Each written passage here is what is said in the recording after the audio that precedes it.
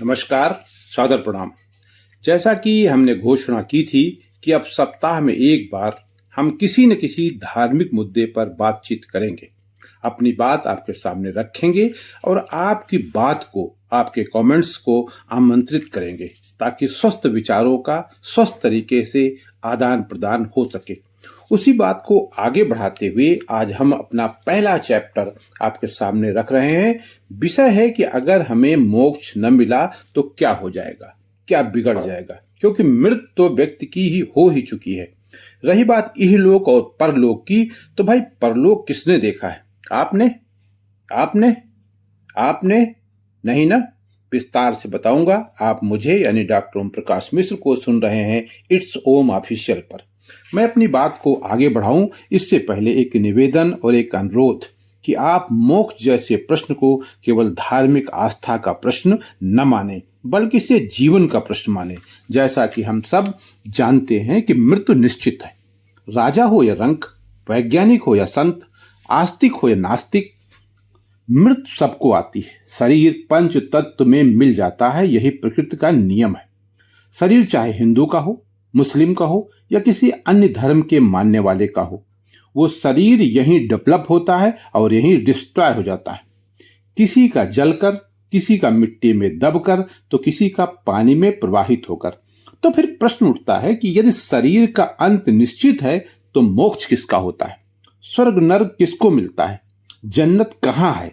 जन्नत की हूरें कहाँ हैं? हमारा कर्मों के आधार पर हिसाब किताब कौन करता है, कौन लिखता है? इसका ऑफिस कहाँ है?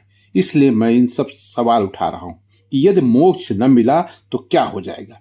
यही प्रश्न भारत के ऋषियों ने कभी पूछा था, यही प्रश्न भगवान बुद्ध ने पूछा था, यही प्रश्न महावीर भगवान ने पूछा था, यही प्रश्न कबीर ने भी पूछा था, और यही प्रश्न आज का जागरूक नागरिक, ये जागरूक मनुष्य पूछ रहा है।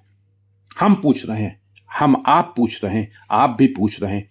अब सबसे पहले हम ये जान लें कि मोक्ष का अर्थ क्या है। संस्कृत में मोक्ष का अर्थ है मुक्ति। लेकिन मुक्ति किससे? केवल जन्म से या मृत्यु से, अथवा भय से, अथवा लालच से या क्रोध से या अहंकार से? भारतीय दर्शन कहता है इन सब से। भगवत गीता में भगवान श्री कृष्ण कहते हैं कि आत्मा न जन्म लेती है और न ही मरती है। केवल पुराने कपड़ों की तरह शरीर बदलता है, आत्मा नहीं। इसलिए मोक्ष जन्म मरण के चक्र से मुक्त है। उपनिषद कहते हैं कि जब मनुष्य जान लेता है कि उसका वास्तविक स्वरूप परम सत्य से अलग नहीं है, बस वही मोक्ष है। आदि शंकराचार्य ने कहा था कि अज्ञान ही बंधन है, ज्ञान ही मोक्ष है। मैं उसी अज्ञानता के बारे में आपसे बात कर रहा हूं और आपके विचारों को आमंत्रित कर रहा हूं, क्योंकि हम आप में से कोई परिपूर्ण नहीं है। इसलिए मेरी कही बात को पहले आप खुले दिल दिमाग से कसौटी पर कसें, फिर तर्क सहित आप हमें जवाब दें। हम आपके विचारों को, आपकी बात को अपनी आवाज में फिर प्रस्तुत करेंगे। भगवान महावीर का संदेश था कि कर्मों के बंधन से आत्मा को मुक्त करना ही मोक्ष है। भगवान गौतम बुद्ध का कहना था कि मनुष्य का सबसे बड़ा दुख उसकी तृष्णा है। इच्छाएं समाप्त हो जाएं तो दुख समाप्त हो जाता है। इसी अवस्था को उन्होंने निर्वाण कहा है। लेकिन मेरा यहाँ सीधा सा प्रश्न है, क्या बगैर इच्छाओं का भी कोई व्यक्ति हो सकता है? इच्छाएं तो हमारी जन्म से प्रारंभ होकर मृत्यु तक चलती रहती हैं। तो इसका मतलब हमको मोक्ष नहीं प्राप्त होगा, हमको निर्वाण नहीं होगा। कबीर कहते हैं यदि मन निर्मल नहीं है तो केवल कर्म कांड से मुक्ति या मोक्ष संभव नहीं है। गोस्वामी तुलसीदास जी ने भक्ति, विनम्रता और मर्यादा को मोक्ष का सहज मार्ग माना है।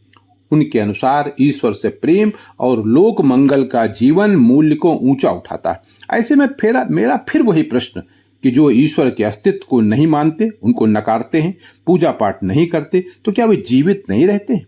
वे किसी योग्य नहीं बन पाते हैं? मैं बहुत से ऐसे लोगों को जानता हूं, उनके तमाम परिवारों को जानता हूं, जो ईश्वर के अस्तित्व पर विश्वास नहीं करते, मंदिर मस्जिद नहीं जाते, पूजा पाठ नहीं करते, दिया अगरबत्ती नहीं जलाते, फिर भी वे हमारी आपकी ही तरह खुशहाल हैं। क्यों? स्वामी विवेकानंद का कहना था कि प्रत्येक मनुष्य के भीतर दिव्यता है। उस दिव्यता को प्रकट करना ही जीवन का उद्देश्य है। यही वास्तविक स्वतंत्रता है।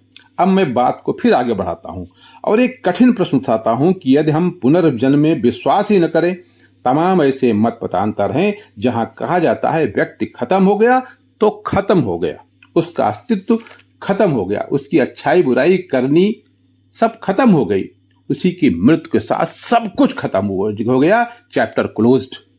फिर वही बात, यदि हम पुनर्जन्म में विश्वास ही न करें तो क्या मोक्ष का विचार समाप्त हो जाता है?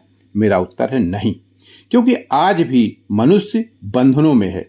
मोबाइल का बंधन, धन का बंधन, प्रतिष्ठा का बंधन, क्रोध का बंधन, ईर्ष्या का बंधन, भय का बंधन। क्या इससे मुक्त की आवश्यकता नहीं है? आगे बताऊंगा।